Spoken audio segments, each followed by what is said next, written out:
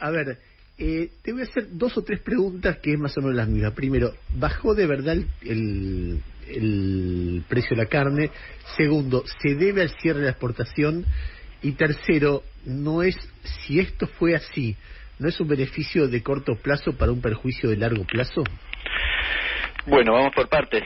Sí, bajó el precio de la carne por segundo mes, bajó, si querés, poco respecto de lo que había subido, bajó 1% en julio, 1,4% en promedio, no estamos hablando en agosto, los datos son del Instituto de la Carne Vacuna, es un promedio ponderado por el consumo, en general los argentinos consumimos los cortes de precios intermedios, el vacío, el asado y demás, y entonces la ponderación modifica un poquitito el promedio, pero en estos 2 últimos meses tuviste un leve descenso de ambos valores. Cuando lo miras en términos interanuales, de todas formas estás en un incremento del 78%, es decir, venías en un sprint de aumentos muy significativos que se detuvo desde hace 2-3 meses atrás, básicamente en coincidencia con la medida. A eso va la segunda pregunta, ¿es por la medida o es en coincidencia con la medida?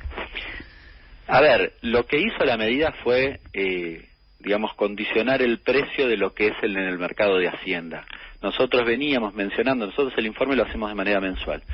Nosotros veníamos mencionando la correlación estrecha entre lo que se llama kilo vivo con la carne en el mostrador, el precio de la carne de kilo vivo con un mostrador, y lo que sucede desde la medida es una reducción, en el caso de la carne en Hacienda, de alrededor del 6%, que en parte se ve reflejado en el mostrador.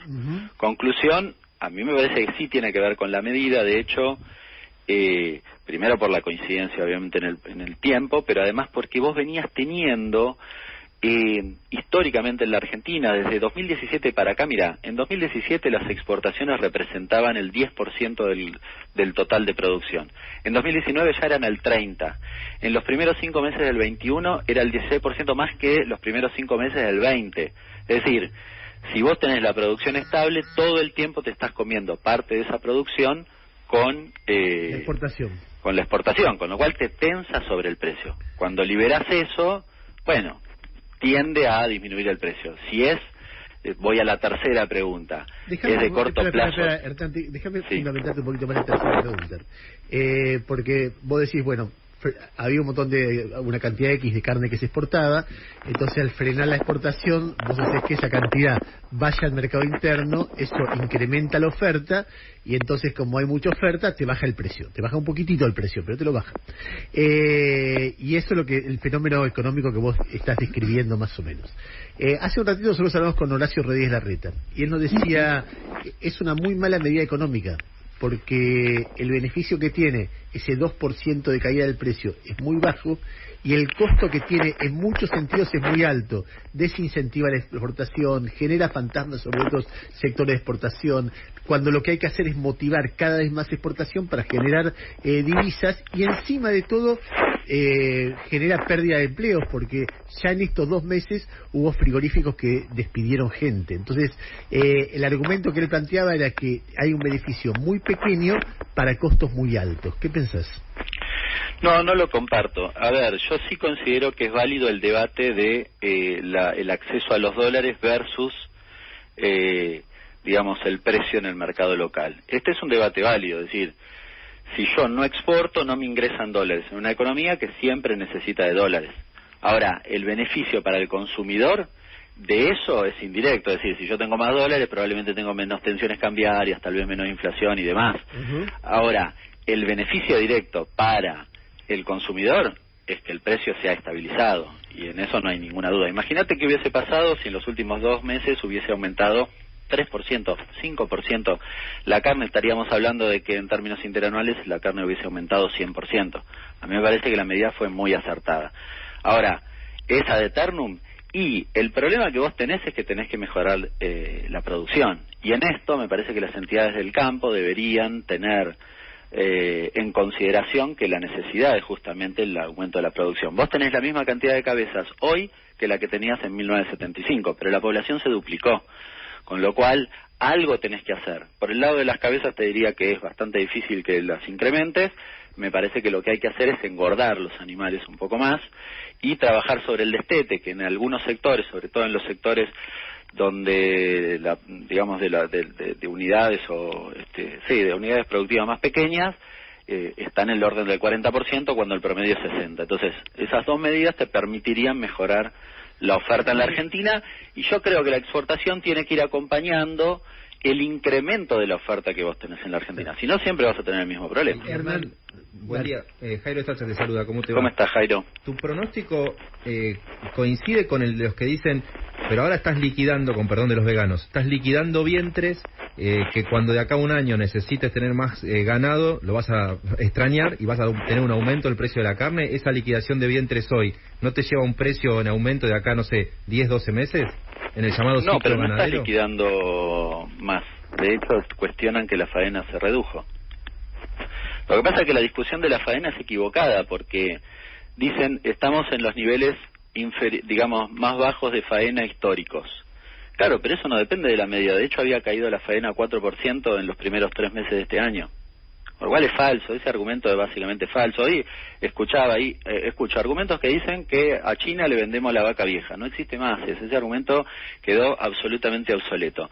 Que las tarifas son un costo elevado, dale. En los últimos 2 años, desde la pandemia para acá, no podés alegar la cuestión de las tarifas. Que el costo de los empleados, los salarios aumentaron en términos interanuales de marzo a marzo 36% contra la inflación de ese mismo periodo del 43%. El único insumo que se movió al mismo nivel que la variación de precios en Hacienda y Mostrador es el maíz. ¿En qué nivel? En el orden del 80%. Dicho de otro modo, el feedlotero puede decir, che, mi rentabilidad es la misma que hace un año atrás. Entonces, todos los demás se les incrementó la rentabilidad. Si el gobierno compartiera tu diagnóstico y tu mirada, el cupo de 50% de exportación debería quedarse. Además, el gobierno lo que manda siempre como información oficial o extraoficial es: ese cupo aún te pone por arriba de lo que se exportaba en 2017, por decir un número. ¿Vos compartís que ese cupo de 50% que hoy fija el gobierno está para quedarse? A ver, el dato sí es así, el dato, de nuevo, lo repito, en 2017 el 10% se exportaba, en 2019 era el 30% y hoy estás por encima de esos niveles. El dato de 2021 no lo tenés porque el año no terminó. Ahora bien, a mí me parece que es una medida provisoria. Yo sigo pensando que es una medida provisoria, pero que se tiene que resolver en la medida que vos incrementes la producción. Dicho de otro modo, si querés, si me corres un cachito, me inclinaría por abrir progresivamente las exportaciones en tanto y en cuanto tengas mayor producción. Está claro. Hernán, Gustavo Grave te hacía la última pregunta. Dale, Gustavo. Sí. ¿Cómo te va, Hernán?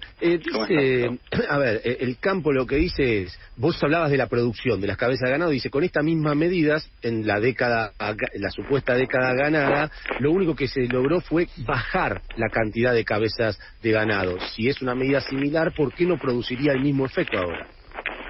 No, lo que sucedió en aquel momento es falso eso. Lo que sucedió en aquel momento es que tuviste una sequía fenomenal. Hay que buscarlo en los portales del sector y vas a encontrar que la caída de las cabezas de ganado, que fue muy significativa, no tiene que ver con la limitación de la exportación, sino básicamente con una sequía que se prolongó durante largos periodos y que redujo de manera sensible las cabezas, que después llevó 3, 4 años lograr recuperar, con lo cual parece que no va por ahí. Ahora bien, insisto, la medida creo que está atada a la discusión de la producción. Entonces, si hay algún plan ganadero para hacer, me parece que el plan ganadero tiene que estar orientado a mejorar la producción. Yo creo que es a través del engorde, porque vos hoy la frontera ganadera la tenés cubierta, dicho de otro modo, no tenés tierras adicionales para pastar y demás que puedas incorporar y de esa manera mejorar la cantidad de cabezas. Las cabezas en la Argentina de ganado se mantienen estables desde más o menos, ¿no?, con algunas variaciones como recién mencionábamos, pero desde el 75 para acá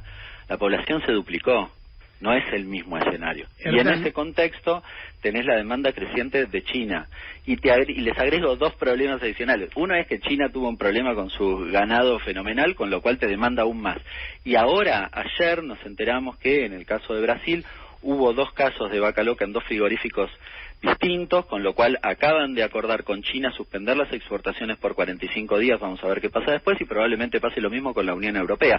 Con lo cual van a escuchar a los dirigentes del campo decir, nos estamos perdiendo esos mercados. Insisto, el debate válido es si a nosotros nos entran los dólares o no nos entran los dólares respecto del precio interno de la carne que nosotros podemos pagar, es decir, los consumidores podemos pagar. Yo me inclino por esta última, hay que cuidar a los consumidores.